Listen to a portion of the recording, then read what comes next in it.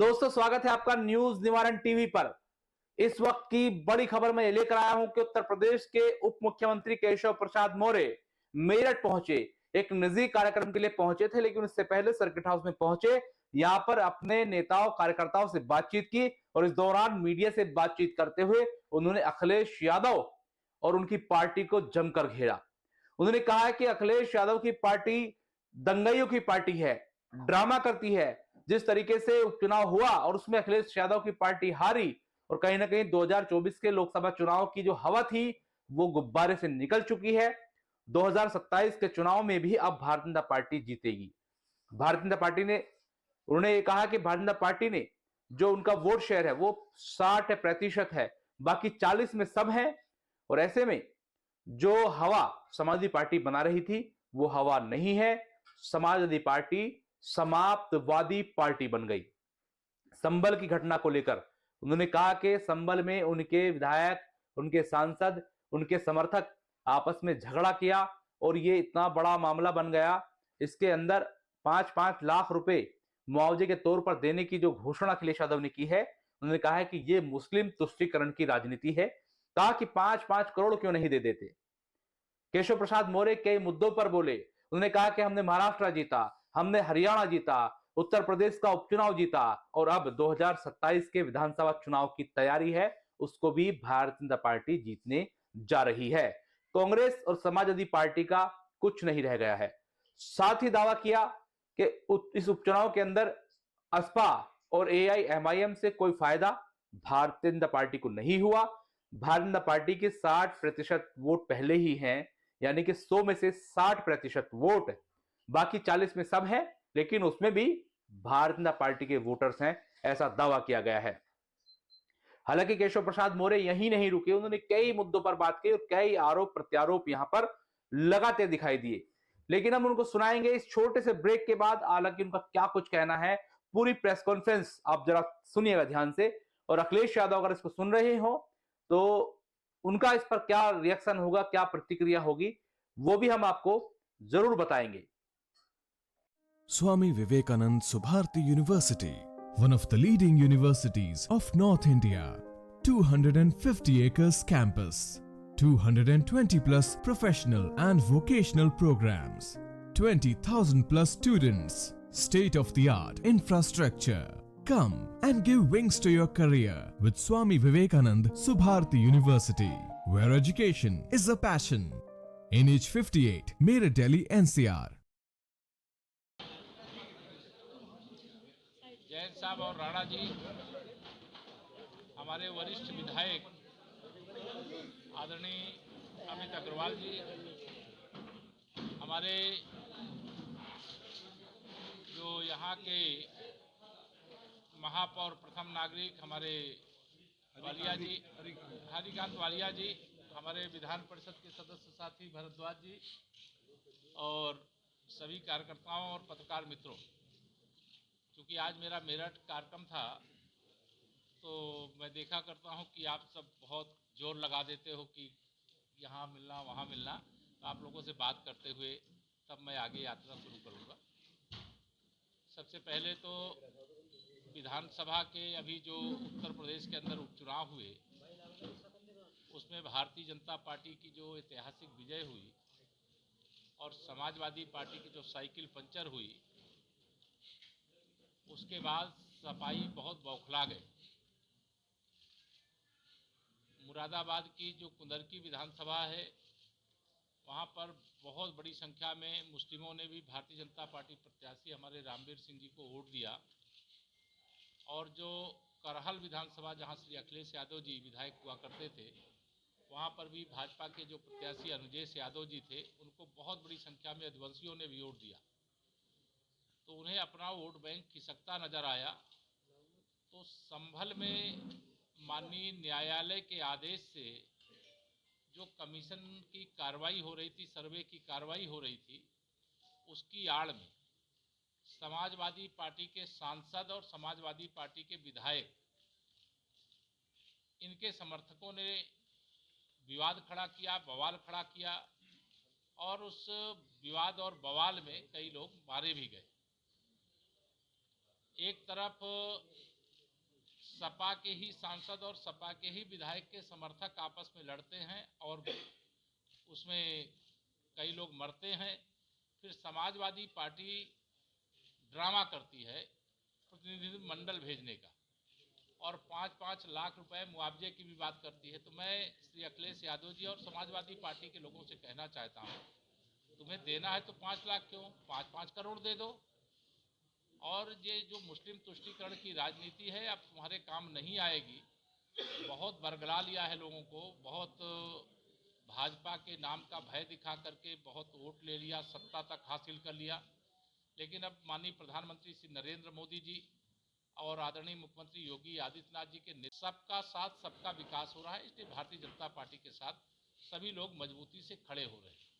हमारी सरकार की प्राथमिकता गरीब कल्याण है, हमारी सरकार की प्राथमिकता युवाओं के उज्जवल भविष्य का निर्माण है, हमारी सरकार की प्राथमिकता ये हमारे जो महिलाएं हैं उनका सशक्तिकरण है, हमारी सरकार की प्राथमिकता किसानों को सम्मान देते हुए उनका हर प्रकार से उनकी समस्याओं का समाधान है। भारतीय जनता पार्टी, मुझे पूरा विश्वास है, जिस प्रकार से हमने यूपी का उपचुनाव जीता, जिस प्रकार से हरियाणा में भारतीय जनता पार्टी ने तीसरी बार सरकार बनाया, जिस प्रकार से महाराष्ट्र में भारतीय जनता पार्टी महायुति गठबंधन ने ऐतिहासिक जीत हासिल की, उसी प्रकार से 2027 में तीसरी बार उत्तर प्रदेश में प्रचंड बहुमत की भारतीय जनता पार्टी की सरकार बनेगी, यह मैं पूरे विश्वास के साथ कह सकता हूँ। और समाजवादी पार्टी समाप्तवादी पार्टी बनेगी। फर्जी पीडीए जो परिवार डेवलपमेंट एजेंसी ये चलाते हैं, जो गुमराह करके लोकसभा में कुछ अतिरिक्त सीटें इन लोगों ने जीत ली थी, अब इनकी पोल खुल चुकी है, गुब्बारे की हवा निकल चुकी है। अब समाजवादी पार्टी का या कांग्रेस पार्टी का कोई भविष्य नहीं। जी अखिलेश यादव, देखिए, वो सच्चाई किसी से छिपी नहीं है। आपके तमाम साथी होंगे वहाँ संभल में रिपोर्टिंग कर रहे होंगे, आप उनसे भी पता करेंगे। तो सरकार ने जिस कड़ाई के साथ हिंसा को रोका है और सरकार ने अपने 7.5 साल के लगभग कार्यकाल में जिस प्रकार से उत्तर प्रदेश को दंगा मुक्त प्रदेश बनाया है, गुंडा अपराधी माफिया दंगाइयों को नियंत्रण में रखने का काम किया है, वह हार की हताशा मिटाने के लिए समाजवादी पार्टी के मुखिया श्री अखिलेश यादव जी अनर्गल प्रलाप कर रहे हैं। चुनाव लेकर वोट की लूट का आरोप लगा करके कह रहे हैं कि वोट की लूट चुनाव है, इसलिए दंगा कराया गया है, इस तरह का प्रचार हो रहा है। देखिए, जो वोट के लुटेरे हैं, जो बूथ के कैप्चरिंग करने वाले हैं, अगर वह इस प्रकार की बात करते हैं तो उनके पास कोई मतलब अब रास्ता नहीं। जैसे चुनाव में जीत जाएं ईवीएम सही, चुनाव में हार जाएं ईवीएम खराब, आयोग खराब। चुनाव में अगर उपचुनाव में समाजवादी पार्टी 2 सीटें जीत गई, वह तो चुनाव से पहले मांग कर रहे थे कि सीसामऊ विधानसभा का भी चुनाव रद्द किया जाए, कुंदरकी का भी रद्द किया जाए, मीरापुर का रद्द किया जाए। लेकिन कानपुर की सीसामऊ विधानसभा में तो समाजवादी पार्टी की प्रत्याशी जीती है। तो इनके मुंह में क्या है, इनके पेट में क्या है, इनके दिमाग में क्या है, ये समझना बहुत मुश्किल होता है। लेकिन अब यह समझ लीजिए, समाजवादी पार्टी न घर की है न घाट की है, न वो हिंदुओं की है न मुसलमानों की है, न अगड़ी जाति की है न पिछड़ी जाति की है न अनुसूचित जाति की है। और ये समाजवादी पार्टी गुंडों, अपराधियों, माफियाओं, दंगाइयों की पार्टी है और उस पार्टी का यूपी में कोई स्थान नहीं, कोई भविष्य। सर, संभल में 2 बार कमिश्नर सर्वे हो गया, अभी जो रिपोर्ट है फाइल नहीं हुई है कोर्ट में, ये माना जा रहा है कि अभी अधूरा है वो। हम क्या अगली बार फिर वहाँ कमिश्नर सर्वे? देखिए, ये मेरा विषय नहीं है ना सरकार का विषय, ये माननीय न्यायालय के आदेश से हो रहा है। और माननीय न्यायालय के आदेश से जो कमीशन सर्वे के लिए गया है, उस रिपोर्ट को न्यायालय के सामने प्रस्तुत करना है। न्यायालय के सामने प्रस्तुत होने के बाद जो वाद चलेगा, उस वाद में हमें लगता है सत्यमेव जयते। समाजवादी पार्टी का एक डेलीगेशन आज मुरादाबाद में मिला है संबल हिंसा के आरोपियों से। एसपी हसन मिलने गए थे और ये कहा कि भाई बड़ी तकलीफ हुई। मुस्लिमों ने भारतीय जनता पार्टी का कमल क्यों खिला दिया, साइकिल को पंचर क्यों कर दिया, सैफई साइकिल क्यों रवाना कर दिया, परिवारवाद की राजनीति को चोट क्यों कर दिया, उनकी सबसे बड़ी पीड़ा सपाइयों की यही है। लेकिन अब ये पीड़ा उनको लगातार झेलना पड़ेगा, इनकी पीड़ा और गहरी होगी, इनके जख्म और बढ़ेंगे, क्योंकि सब लोगों ने भाजपा को अपना लिया है, भाजपा की राजनीति को, भाजपा की सत्ता को स्वीकार किया। धन्यवाद।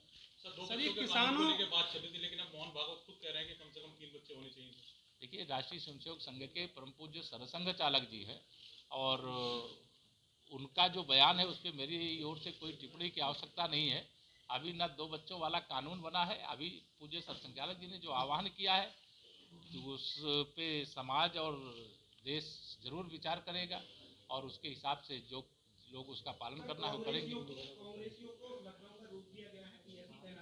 ये कांग्रेस सपा वाले नौटंकी कर रहे हैं, इनको कोई हमदर्दी मुसलमानों से नहीं है। सर किसान आज दिल्ली की तरफ प्रस्थान कर रहा है। मैं किसानों का भारतीय जनता पार्टी की डबल इंजन सरकार सम्मान करती है और उनकी जो समस्या है उनका समाधान करती है, आगे भी करेंगे। और जहाँ तक किसानों का कूच है वह जो जहाँ पर वार्ता होगी वहाँ पर देखेंगे। लेकिन मैं इतना ज़रूर कहूँगा कि अभी पिछले दिनों हरियाणा की तरफ से कूच होता था और वह किसान आंदोलन की आड़ में या किसान आंदोलन के पीछे कांग्रेस छिपी हुई थी और जब चुनाव परिणाम आया जो उस आंदोलन को लीड करते थे वह स्वयं चुनाव हार गए थे। और जनता बहुत समझदार है, किसान बहुत समझदार है। माननीय प्रधानमंत्री मोदी जी और आदरणीय योगी जी के नेतृत्व में वह भारतीय जनता पार्टी के साथ है और किसानों की जो समस्याएं होंगी उसको सुनेंगे भी, समाधान करेंगे। इसके पीछे भी सर कोई हो सकता है जो किसान गए हैं आज पश्चिमी उत्तर प्रदेश में आप आए हैं तो एक सवाल पहला ये पास की यही लोग जीते। दूसरा सवाल, हाँ। चंद्रशेखर जिनको उर्फ रावण के नाम से भी जाना गया है, उनकी पार्टी कहीं ना कहीं मजबूती से सामने आ रही है। आने वाले चुनावों में आपको मैं बता दूं, भारतीय जनता पार्टी के लिए 100 में से 60% वोट हमारा है, 40% में बंटवारा है। बंटवारे में भी हमारा है क्योंकि हमने सबका साथ सबका विकास किया है, हमें सबका वोट मिल रहा है और हमारा वोट लगातार बढ़ रहा है।